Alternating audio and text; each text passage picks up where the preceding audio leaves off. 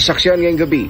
Sa gitna ng mainit na panahon, grass fire sumiklab sa tanyag na Chocolate Hills sa Bohol. Balikatan exercises at anilay paghihimasok ng Amerika sa bansa. Iprinotesta naman nag-rally patungong US Embassy. Isang taong gulang na bata sa Ilocos Norte, nalapdos ang balat matapos mabuhusan ng kumukulong tubig. Paghahati ng ayuda sa mga mangingisda sa Panatag Shoal, ipinagpatuloy sa kabila ng nakamamatay na presyo ng pambabomba ng tubig ng China ayon sa Philippine Coast Guard. Sa gitna ng kanya-kanyang diskarte ng mga Pinoy para maibsan ng damang init, bagyo, posibleng babuo ngayong Mayo.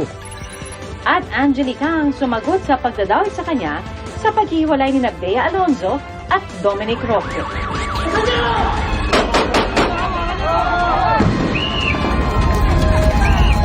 Sama-sama tayong magiging Saksi!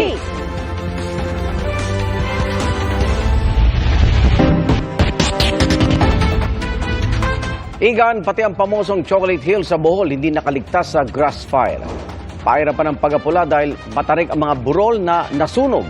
Isa sa tinitingnan sanhi ng sunog ang mainit na panahon. Saksi, si Nico Sereno ng GMA Regional TV, Balitang Bisda.